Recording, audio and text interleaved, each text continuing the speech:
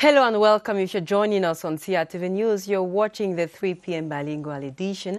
Hello, Nadège Mbaïma. Hello, Rita Makan. En titre de ce journal, l'Assemblée nationale, 6 rapports examinés ce jour par la Commission des affaires étrangères. Les projets de loi adoptés seront connus demain en plénière.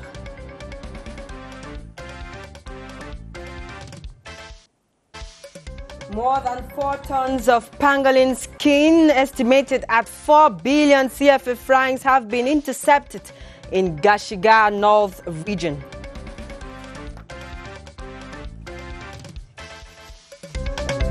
CAN Cameroun 2021, 6e journée des éliminatoires. Les Lions indomptables accueillent demain la sélection du Rwanda au stade.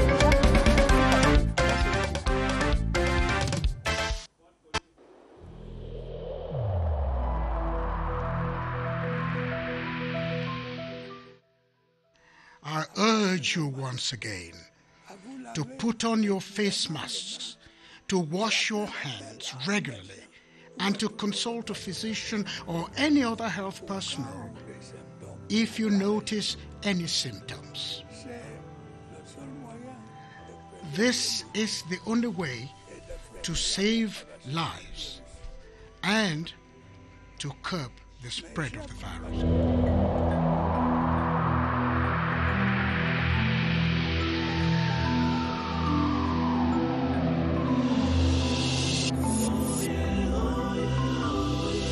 Une fois de plus, bon après-midi, mesdames, messieurs. Vous regardez le 15h sur CRTV News. Nous démarrons en langue anglaise avec vous, Rita Makan. Effectively, Nadège Mbaïma, we begin with news from the National Assembly. 6 bills are currently under scrutiny before the Foreign Affairs Committee of the lower house of Parliament. One of the bills aims at reinforcing cooperation, judicial cooperation between the Republic of Cameroon and Brazil. Let's hook up with our reporter Clarence Ngwe, who is on standby at the National Assembly at the Yaoundé Conference Center. Hello, Clarence. What's the atmosphere out there? Of 9 bills were presented last week by some cabinet ministers. Out of these 9 bills, 3 have been validated by the House Chamber of the National Assembly. 6 are presently being examined by the Foreign Affairs Committee right in this room behind me. Actually, some of these bills, just to make mention of them, we have a bill that talks about judicial cooperation between Cameroon and Brazil. We have a bill presented by the Ministry of External Relations that talk about visa exemption of holders of ordinary and diplomatic passport traveling between Cameroon and the United Arab Emirates, vice versa. We have a bill that was also submitted by the Minister of Social Affairs that talks about the rights, the protection of the rights of visually impaired persons in Cameroon. Well, those are some of the bills that are presently here. Like I earlier said, 3 of the bills have been validated. The Foreign Affairs Committee headed by Honorable Emmanuel Mbami is presently examining the 6 bills, and when that will be done before the end of today, it will be forwarded to the entire House, submitted for consideration, and we're told that tomorrow there will be a full House of the National Assembly that will decide on the 6 bills, which to retain and which not to retain. So that is just what is happening out here. It is not a busy day like it used to be, but tomorrow we expect to see a very busy day out here. So that is just exactly what is happening out here. Thanks very much, Clarence Ngwe. The second phase of a training workshop on good governance and the fight against terrorism has been launched today at the National School of Administration and Magistracy in Amma. The initiative is that of the Global Center and the Security Cooperation led by the United States Embassy in Cameroon. Let's now have an excerpt of the Chargé d'Affaires of the United States Embassy in Cameroon, Vernel Fitzpatrick. He spoke to our reporter, Avom. Context of terrorism, and of course within the context of good governance and justice, to ensure that they're better prepared to respond to the needs of the populations, particularly those in the far north region. I must say that there are 60 participants who are participating in the second phase, and this training started in 2017, went for 2 years till 2019, and because of the great partnership we have with the government of Cameroon and with ENAM in particular and other agencies represented here, we decided to extend the training for an additional 2 years. The government of Cameroon is focusing on providing the skills to administrators and magistrates working in areas that are touched by attacks by Boko Haram and ISIS-Wa. Parlons à présent formation. La seconde phase de l'atelier de formation sur la bonne gouvernance et la lutte contre le terrorisme s'est tenue ce matin à l'École nationale d'administration et de magistrature ENAM, une initiative du Global Center and Cooperative Security pilotée par l'ambassade des États-Unis. Le but de former les étudiants de cette école sur la bonne gouvernance et la lutte contre le terrorisme, nous dit Christelle Avon. Plus d'efficacité et de justice dans les tribunaux, les magistrats et les autorités administratives ont besoin d'être outillés. Pour disposer des prérequis en la matière, l'expérience américaine, par le biais du Global Center on Cooperative Security, transmet les stratégies communes de combat face au mal. La lutte contre le terrorisme continue. Il est très nécessaire de chercher comment nous pouvons aider toutes les autorités, toutes les magistratures, pour faire plus pour le peuple qui habite dans la région d'extrême nord. L'ENAM, siège de cet atelier, entend l'inculquer dans ses formations dès la base. L'objectif étant de doter ses étudiants de compétences et de les aider à comprendre le jugement des affaires de terrorisme dans l'extrême nord. Nous avons nourri un curriculum de formation sur la lutte contre le terrorisme qui sera dispensé à partir du second semestre. Nous projetons également un séminaire sur 1 semaine pour, n'est-ce pas, adresser ces problématiques-là. Je dis bien cette fois-là à l'intention de nos élèves qui sont encore ici à l'école, pas seulement à l'intention des acteurs qui sont déjà sur le terrain. Savoir-faire et savoir-être qui répondent aux exigences indispensables à ces maillons de la chaîne de la lutte contre l'extrémisme violent. Si nous évaluons la situation dans l'extrême nord, nous pouvons dire sans risque de nous tromper que la situation que nous vivons, c'est-à-dire le recul du terrorisme dans cette zone, c'est dû en partie des résultats des travaux que nous avons faits ici. Le tout fondé sur le respect des droits de l'homme et la primauté du droit. Allons faire un tour à présent dans la région du nord-ouest de Cameroun. Les fils et filles influents de la ville de Bafouan lancent un appel aux séparatifs pour qu'ils abandonnent les armes et rejoignent le Bamenda DDR Center afin de bénéficier des programmes d'autonomisation socio-économique proposés par ce centre. Des messages spécifiques seront intensifiés dans la région pour un retour à la normale. Un reportage de Laurent Chissoubé.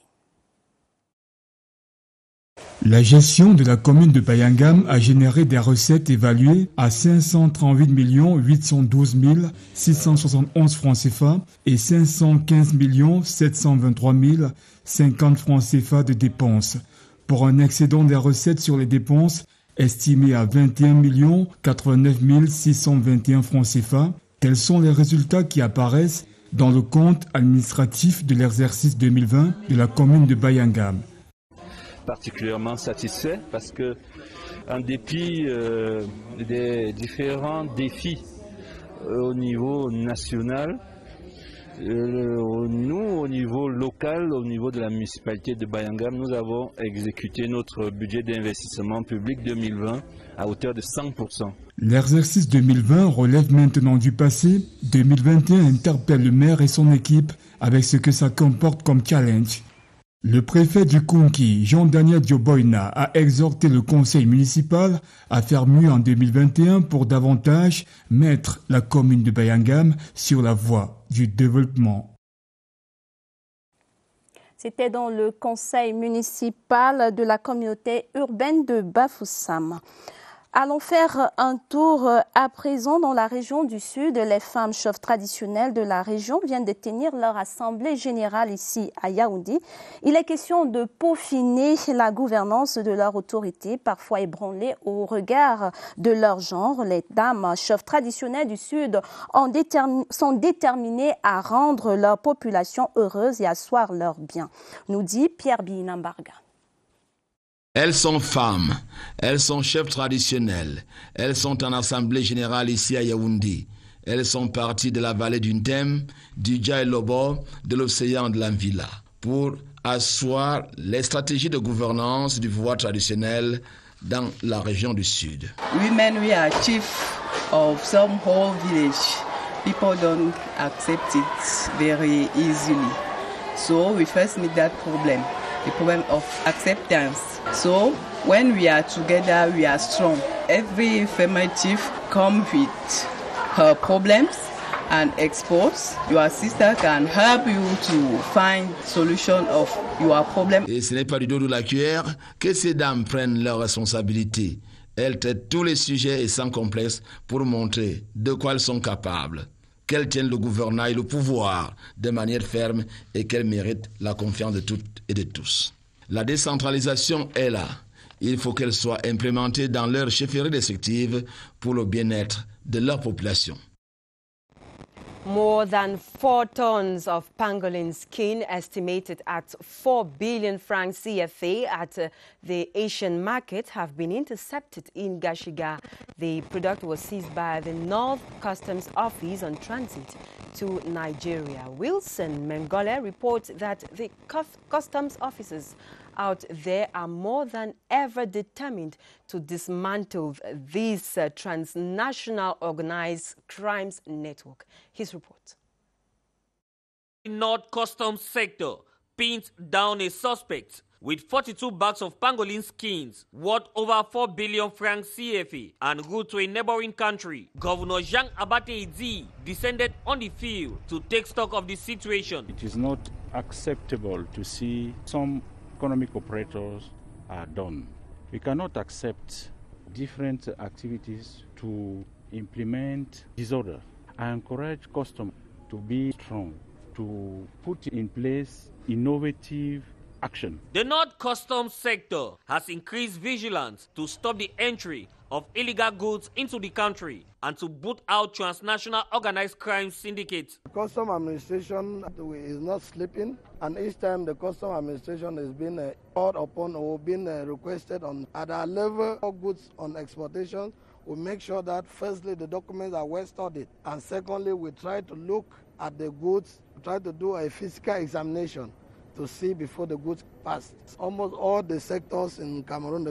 As transnational organized crime networks continue developing new ideas to beat customs intelligence, customs officials in the north are on the alert with innovative ideas to counter their move. Over in the East region, the 14 mayors of the Upper Nyong division have adopted a budget of 1.3 billion CFA francs for project execution of the different councils. The amount will be destined to carry on projects in the health, educational, and of course, agricultural sectors, as you tell us, Mati Mabuma. How can agriculture be improved with farm-to-market routes that will facilitate the distribution and sales of farmers to cultivate at various scales? How will the inhabitants of the Upper Nyong benefit from the education fallout, health and petty business? This was the main focus in the meeting in Abombang by the 14 mayors of the Upper Nyong who were granted more than 1.3 billion to execute various projects in the councils. We are proud of the achievement of today. The new platform of collaboration between councils in our division will improve the access to farmland in our council, because we will open roads for the farmers, and that will enable them to produce more between Dumé and Dumentang, Angosas and Dumentang, and so on. The president of the syndicate of the 14 mayors of the Upper Nyong, Wilfried Pala, was elated, impressed, and called upon his colleagues to take up the challenge and use the money to change the lives of the inhabitants of the Upper Nyong. The mayor of Baham in the West region has called on economic operators in his municipality to be true models of discipline. This was during a session to fight against urban disorder in the locality, as he tells us, Ngu Henry. The meeting brought together traders, drivers, plus heads of some structures in the Baham Council area. According to the mayor of Baham, Dieudonné Kamdem, it was to sensitize them to contribute to keep the municipality clean. He said the traders and drivers must carry out their activities in the markets and the coach stations, respectively. Baham, like any other council in the West, is competing in the regional hygiene and sanitation campaign launched by Governor Awa Fonko Augustine. Mayor Dieudonné Kamdem has said he intends to put an end to the urban disorder prevailing in the municipality and win the 2021 edition of the campaign. He has urged the traders to pay their taxes and contribute to give Baham a facelift. The representatives of the business persons and drivers have promised to work with Mayor Dieudonné Kamdem for the development of the council area. We continue the 3 p.m. bilingual edition with news in economics, Nadège. Exactly, Rita Macan. Parlons à présent économie. La Société nationale de recouvrement et de créances va poursuivre son activité de remboursement des clients de certaines banques tombées en faillite dans les années 80 et 90. Il s'agit notamment de la Banque camerounaise de développement, du Crédit agricole du Cameroun et de la Banque Méridien Biao Cameroun. Gaël Obono nous en dit plus. Un ouf de soulagement pour les clients de la Banque camerounaise de développement, du Crédit agricole du Cameroun et la Banque Méridien Biao Cameroun. En effet, la Société de recouvrement des créances du Cameroun, mandataire de l'État pour le recouvrement des créances résiduelles issues du portefeuille de l'ex-Banque camerounaise de développement en liquidation, lance une offre publique de vente d'un immeuble urbain situé dans la ville de Yaoundé. Les fonds issus des 4 ventes serviront à rembourser les clients de plusieurs banques. La mise en vente de ces immeubles intervient de nombreuses années après la fermeture de ces banques et dont la plupart des créanciers ne sont aujourd'hui plus en vie. La faillite de ces banques avait coûté plus de 800 milliards de francs CFA à l'économie camerounaise, selon l'Association des professionnels des établissements de crédit au Cameroun. Depuis sa création en 1989, la Société camerounaise de recouvrement des créances a déjà recouvré la somme de 850 milliards de francs CFA. Find My Piece, c'est le nom d'une nouvelle application qui fait la lumière sur les pièces d'identité égarées en un clic sur la toile. L'application est disponible sur toutes les plateformes de téléchargement, l'initiative d'un Camerounais. Irène Ndjanafouda nous en dit plus. Toile fait briller l'étoile de l'application virtuelle Find My Piece qui fait la lumière sur les pièces d'identité et autres documents égarés par Mégad. Nous avons mis sur pied un logiciel sur l'application Play Store qui consiste à récupérer les pièces égarées comme CNI, passeport, diplôme, permis de conduire. Nous avons une équipe que nous avons mis sur pied. On retrouve la pièce, on l'enregistre et on la met dans notre plateforme. La bonne adresse qui se télécharge dans Play Store laisse les traces de tout ce que l'on recherche d'utile. Il suffit tout juste qu'il entre les catégories de sa pièce concernée. Il lance la recherche dans le boucle Star. Directement, il aura un numéro qui va s'afficher. Soit il va appeler ce numéro ou bien il va donc localiser ce numéro à base d'un GPS. Ce fruit de l'imagination de jeunes start-upers offre donc aux personnes victimes de perte de documents importants la possibilité de retrouver des choses qui leur sont chères après une navigation sur le net. Parlons religion à présent. La communauté chrétienne poursuit sa marche vers la solennité pascale, la plus grande fête de la chrétienté. Elle est en plein dans la semaine sainte. Sur l'attitude à adopter en attendant la Pâque, le curé de la paroisse Marie Médiatrice d'Etoudi s'est exprimé au micro de Eric Laouna.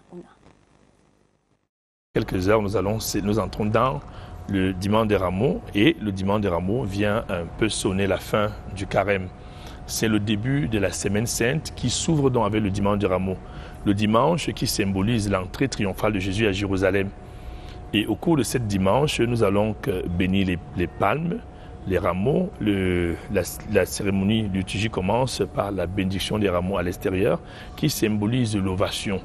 Le triomphe de Jésus qui était accueilli et célébré comme le Messie, comme roi, qui était reconnu. Et ce dimanche de Rameaux qui ouvre à la Semaine Sainte, qui est le premier jour de la Semaine Sainte, a ceci d'important que les textes médités au cours de cette liturgie sont la lecture intégrale, entière de la Passion du Christ. Let's have some echoes of World Theatre Day observed this Sunday, March 28. According to experts, theatre helps in the upbringing of vulnerable children and conscientizes the society about ills plaguing the world. The statement was made by the Southwest Regional Delegate of Arts and Culture, Ngor Grace Ewang, after a theatre performance in an orphanage in the Southwest region. We have details of this report with Annabelle Eno-Anya.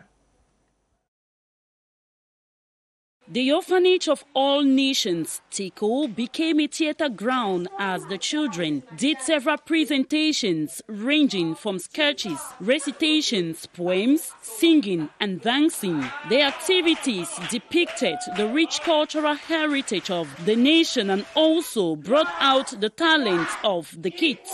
We thought that for this year it would be good we come and meet the children where they are with theatre. And from their smiles and what we saw here, we are very happy. Accompanying the children in their performances, the members of the Transformers Theatre Arts Troupe say such opportunity plays a vital role in the lives of the children. This talent identified in these kids is going to go a long way as a merger between theatre and community development to encourage them on themes that are related to against juvenile delinquency and a good way to protect and conserve and think about a proper environment. The regional delegate and her delegation donated some toiletries to the orphanage, a gesture which the officials of the orphanage appreciated tremendously.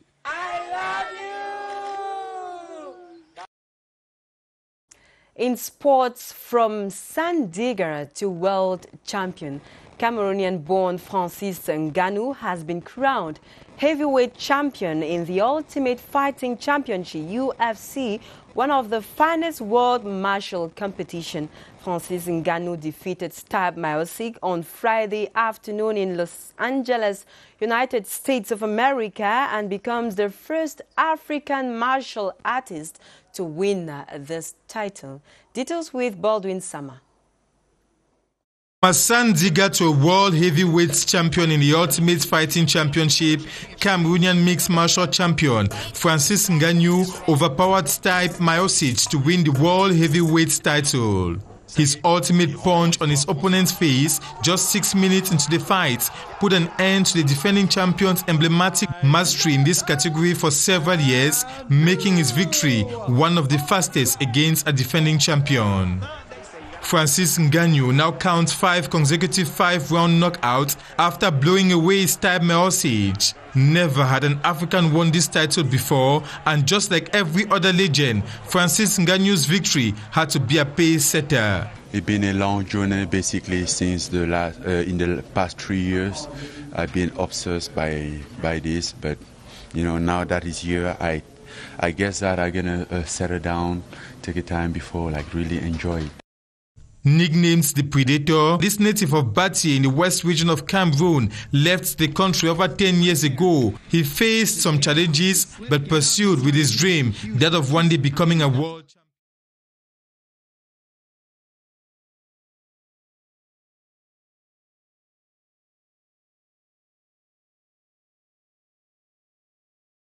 Another martial art known as Aikido. Aikido lessons were offered this weekend in Douala with some 50 participants practicing the act, which consists in relaxing the body. Details with Dixon Ashu. The very roots of the art requires the body and soul be put at a level spirit. A traditional Japanese song accompanies the process as the participants get ready for lesson. Aikido is a martial art not like any other.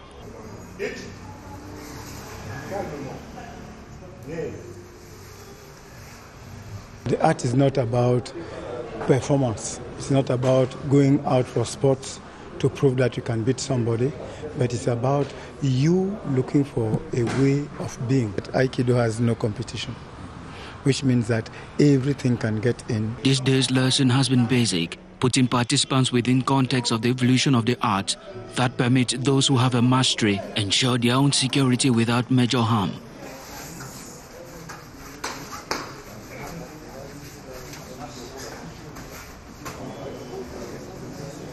The main weapon that we use today is the stick, the medium stick, that is the jo. Already it is a way of dealing with a weapon which is not part of you. You can learn how to keep a certain distance between you and the person in front of you. Aikido stands on its own when it comes to martial art, but it is open for other disciplines to tap knowledge from. Parlons toujours sport. Elite One, l'on a disputé la 4e journée des éliminatoires ce week-end avec 14 buts prolifiques. Une journée prolifique, 14 buts inscrits au cours de 9 rencontres programmées. Coton Sport de Garoua en déplacement à Yaoundé affectèrent le Tonnerre Kalaran Club avec 4 buts à 1. Le film du match avec Robert Badjek.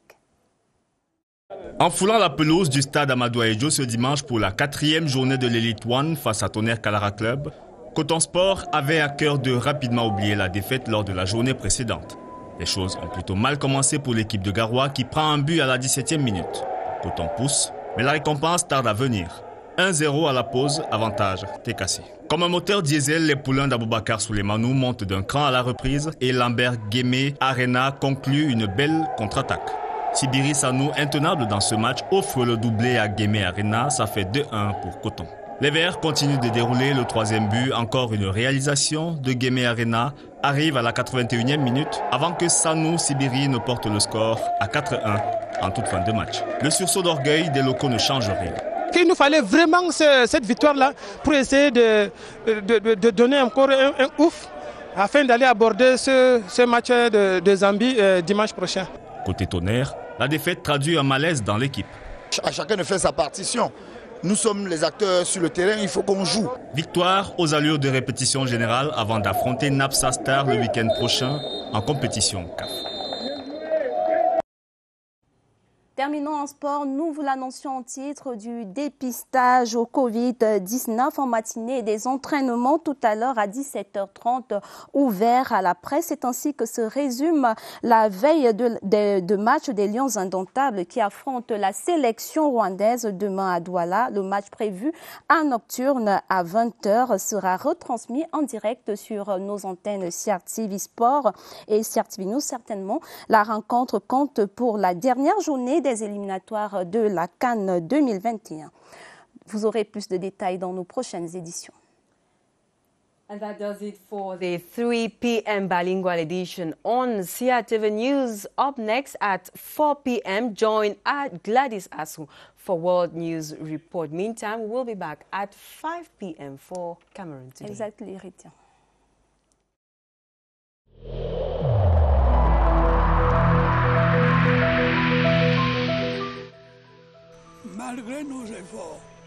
Despite our efforts, COVID-19 plunged many families into mourning and seriously hampered the functioning of our economy and society.